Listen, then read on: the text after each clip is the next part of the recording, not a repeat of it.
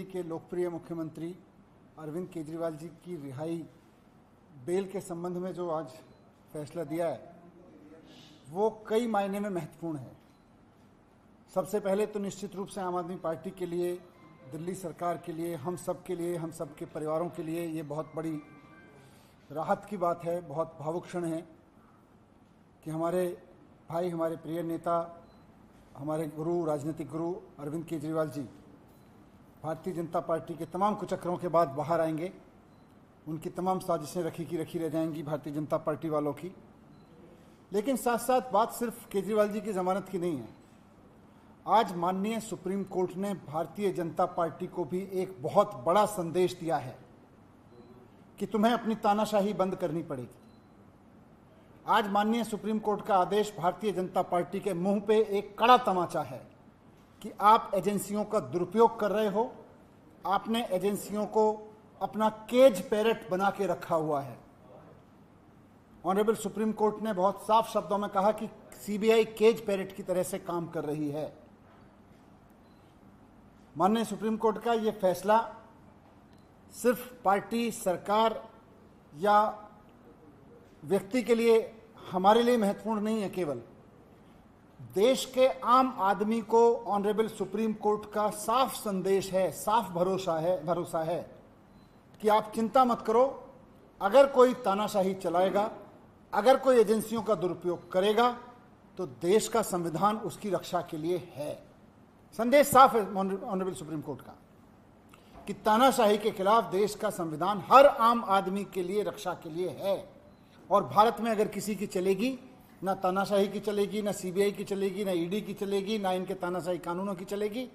भारत में अगर किसी की चलेगी तो देश के संविधान की चलेगी। ये ऑनरेबल सुप्रीम कोर्ट के फैसले से साफ संदेश है। दूसरी बात, ऑनरेबल सुप्रीम कोर्ट के संदेश से यह साफ है कि भारतीय जनता पार्टी सीबीआई को और ईडी को अपने तोता मैना की तरह इस्तेमाल करते हुए अरविंद केजरीवाल जी को अंदर रखने के लिए साजिशें रच रही थी। खुद ऑनरेबल सुप्रीम कोर्ट में यह कहा गया आज कि जिस तरह से सीबीआई ने सीएम साहब को अरेस्ट किया, उससे यह साफ हो जाता है कि सीबीआई जानबूझकर केजरीवाल जी को अंदर रखने की मंशा के तहत उनको गिरफ्तार कर रही थी। यह बात आज के ऑनरेबल सुप्रीम कोर्ट के फैसले में साफ हो रही है। केजरीवाल जी को जेल में रखने की मंशा के तहत सीबीआई केजरीवाल जी को अरेस्ट करती है। और यह मंशा किसकी है? केजरीवाल जी ने कुछ गलत तो किया नहीं। मंशा है भारतीय जनता पार्टी की। भारतीय जनता पार्टी की यह मंशा थी कि अरविंद केजरीवाल जी अंदर रहें जेल के। इसलिए जब ईडी से केजरीवाल जी बाहर आने लगे तो उस वक्त सीबीआई से उनको अरेस्ट कराया गया। बहुत सोची समझी साजिश के तहत सीबीआई ने किसी करप्शन में अरेस्ट नहीं किया, बीजेपी की मंशा से अरेस्ट किया है केजरीवाल जी को। यह बात हम कह रहे थे, आज ऑनरेबल सुप्रीम कोर्ट ने इसको सही ठहराया है कि सीबीआई ने बीजेपी की मंशा को पूरा करने के लिए केजरीवाल जी को उस वक्त अरेस्ट किया जब वो ईडी के केस से बाहर आने वाले थे। तो भारतीय जनता पार्टी को इस पर थोड़ा सा आत्मावलोकन करना चाहिए, शर्म महसूस करनी चाहिए इस बात के लिए कि इतना खुलेआम वो सीबीआई का दुरुपयोग कर रही थी। आज सुप्रीम कोर्ट में एक्सपोज हो गई है बुरी तरह से भारतीय जनता पार्टी। थोड़ा उनको माफी मांगनी चाहिए देश से, देश के संविधान से, बाबा साहब से माफी मांगनी चाहिए भारतीय जनता पार्टी को कि किस तरह से वो एजेंसियों का दुरुपयोग करके दिल्ली के एक चुने हुए मुख्यमंत्री को अंदर डालते हैं, एक कट्टर ईमानदार आदमी को अंदर डालते हैं, और फिर जब एक एजेंसी के झूठे मुकदमों से वो छूटने वाले होते हैं तो फिर दूसरी एजेंसी को लगा के उनको अरेस्ट करवा देते हैं। यह बात आज एक्सपोज हो गई केजरीवाल जी के संबंध में, मुकदमे के जो बेल के संबंध में उन्होंने दिया। और तीसरी बात हम सब के लिए बहुत सुखद यही है, जो मैंने पहले भी कहा कि लोगों का अरविंद केजरीवाल जी के प्रति बहुत प्यार है। लोगों का प्यार, भगवान राम की, हनुमान जी की कृपा और देश के संविधान का कवच, ये तीनों अरविंद केजरीवाल जी के साथ हैं। और जब तक लोगों का प्यार अरविंद केजरीवाल जी के साथ है, जब तक भगवान राम की, हनुमान जी की कृपा अरविंद केजरीवाल जी के साथ है, जब तक देश के संविधान का रक्षा कवच अरविंद केजरीवाल जी के साथ में है, केजरीवाल जी जैसे कट्टर ईमानदार आदमी का कोई कुछ नहीं बिगाड़ सकता। ये बात आज साफ हो गई है। यही हमें रखना था इस पे संजय भाई।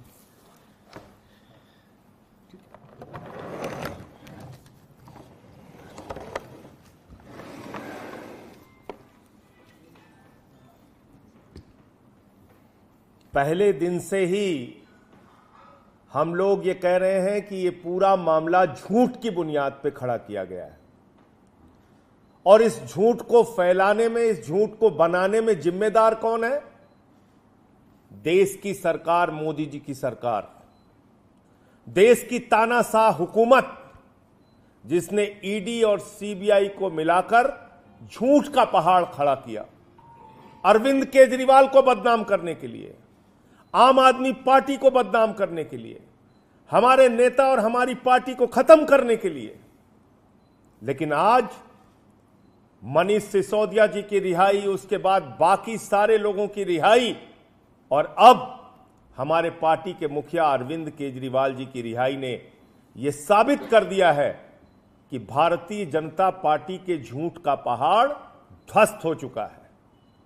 माननीय सर्वोच्च न्यायालय का फैसला, जिसमें साफ तौर पे कहा गया कि जब ईडी से उनको जमानत मिल गई तो 22 महीने बाद वो सीबीआई सो के जागती है, जिसने 22 महीने पहले केजरीवाल जी से पूछताछ की थी, 22 महीने बाद सो के जागती है कि केजरीवाल को अरेस्ट करना है। इसका मतलब सीबीआई की अरेस्ट, ईडी की अरेस्ट, ये अपने खुद की जांच एजेंसी की अरेस्ट नहीं थी, नरेंद्र मोदी सरकार के द्वारा कराई गई अरेस्ट थी। तो तानाशाही का अंत होता है, झुकते हैं तानाशाह, झुकाने वाला चाहिए और वो झुकाने वाला व्यक्ति है अरविंद केजरीवाल, जिन्होंने अपने संघर्ष की बदौलत, अपनी ईमानदारी की बदौलत, अपनी निष्ठा की बदौलत दिल्ली के और देश के लोगों की सेवा करके पूरे देश में अपनी लोकप्रियता हासिल की है। उनको जेल के सीखचों के पीछे आप नहीं रख सकते, जेल के सीखचों के पीछे रख के उनके हौसलों को आप तोड़ नहीं सकते। तो ये आम आदमी पार्टी के एक एक कार्यकर्ता के लिए बहुत खुशी का क्षण है, पूरे देश के लिए और दिल्ली के लिए बहुत ही खुशी का क्षण है।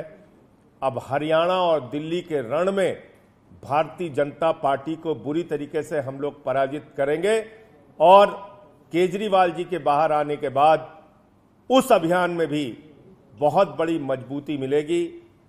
आज फिर से एक बार सुप्रीम कोर्ट ने यह कहा कि सीबीआई सरकार का तोता है।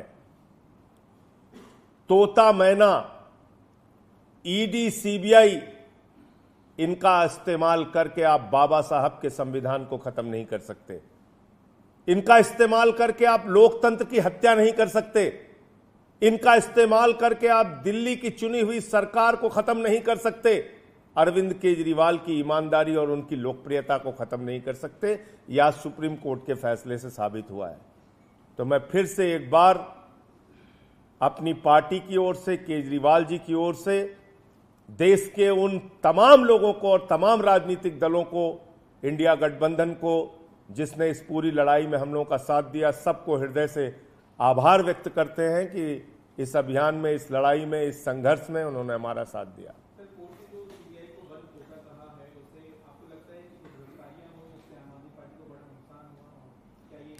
नहीं, अभी तो जो आज कहा है वो तो भारतीय जनता पार्टी को अब शर्म आनी चाहिए और भारतीय जनता पार्टी को देश से माफी मांगनी चाहिए इस चीज के लिए।